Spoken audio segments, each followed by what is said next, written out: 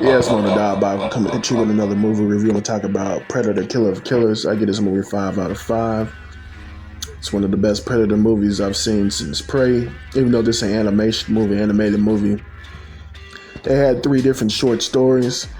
One took place in the Viking era, one took place in the 1600s in Japanese era, and one took place in the 1940s United States. It was like a Cuban immigrant. It was two Japanese brothers fighting each other for their dad's approval. And then the first one was about a Viking woman trying to get revenge on this guy that made her unalive her father.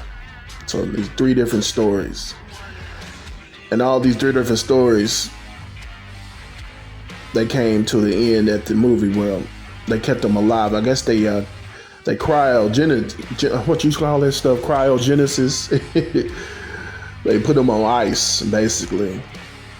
And the Predators, one thing I didn't like about this movie, about the Predator movie, they start taking people and put them under cryogenesis. So they just collecting folks. The people who end up unalive in one of them, they just collect them. And I ain't seen, like the movies, they didn't go into detail about that. They didn't even show them getting collected like that. So I don't know why all of a sudden in this animated movie, the Predators start collecting people. So I don't know what they gonna do with all these folks that they've been put on ice. I don't know what they're gonna do with them. That's one thing I didn't understand about this movie. I enjoyed watching it. I give it a 5 out of 5. The animation was great. Kind of had like the Spider-Verse type of animation, basically what it kind of looked like to me. I don't know if that was the same type of animation, but it kind of looked like it to me. But I enjoyed the 3 short stories, and then they all came together at the end of the movie like an Avengers style team up to unalive this big time predator. I don't know, he was like the king of predators or what, but he wanted them to fight first, and then he saw that they weren't going to fight each other. So he was like, you know what? He's going to unalive him himself, the king predator. I don't know what he was.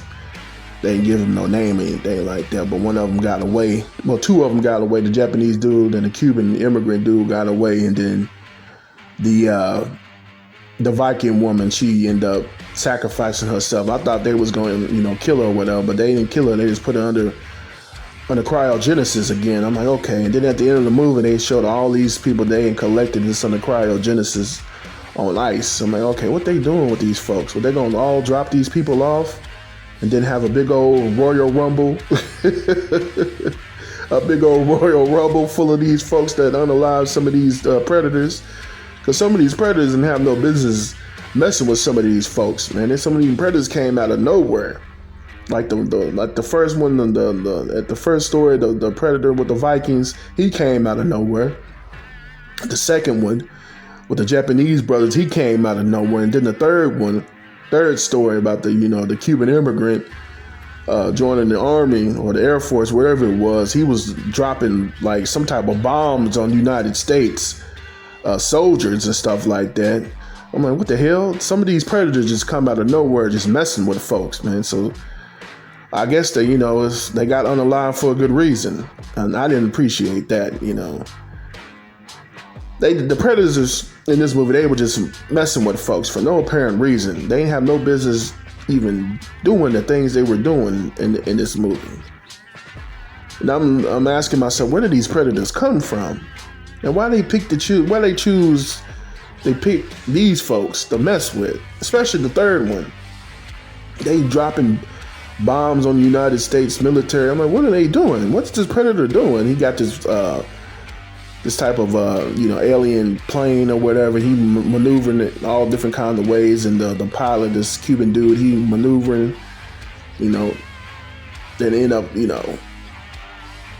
unaliving the predator in the plane and stuff like that. But the predator in the plane, he was doing a lot of stuff that he had no business doing, man. So I didn't have no problem with him getting unalive. But like I said, this movie has a lot of questions. I'm like, I didn't know the predators start collecting folks and putting them under ice and cryogenesis. I didn't know they started doing that. Where'd that come from? So I guess they're gonna have another movie. I don't know I think that the other movie is gonna come out like in November, but it's not. It's gonna be a live action, not gonna be no animation movie. But I'm like I said, when did the Predator start collecting folks and start putting people under cryogenesis? This is what I want to know.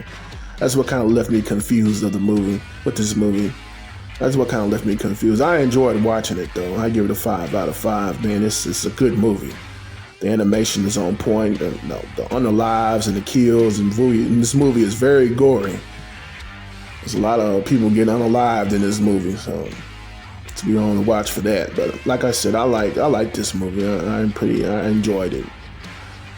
This been my review of Predators, Killer of Killers. I'm a holler.